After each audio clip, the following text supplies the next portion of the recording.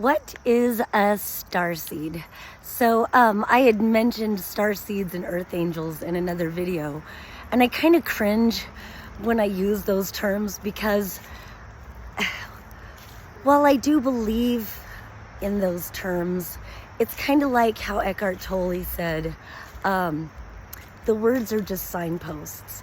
And sometimes we get too attached to the signpost and we just hang out by the sign instead of really understanding the frequency of what the signpost is pointing to. So I have a pretty broad spectrum for definition when it comes to starseed. I probably first learned that term 20 to 30 years ago.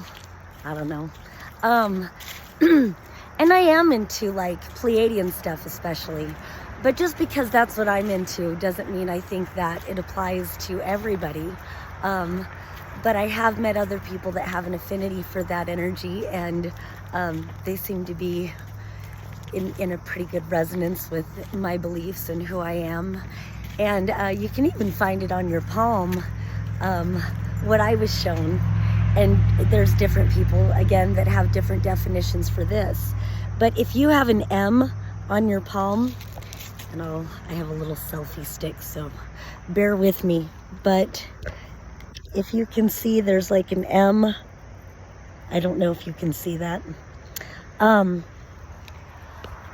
that speaks to starseed energy. So my cousin had asked, what is a starseed? So of course your body is human. You're on this planet, you're living as a human. But your consciousness, you may have noticed that, if you resonate with those terms, your consciousness isn't really like other people's consciousness.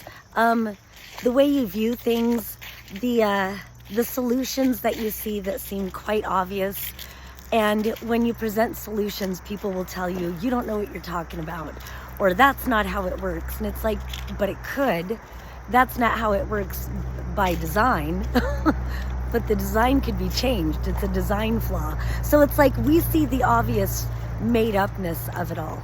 And so, and you could feel that your consciousness, you might feel an affinity or a resonance with like the Pleiades or Sirius or Lyra or any of the cosmic systems in the outer realms.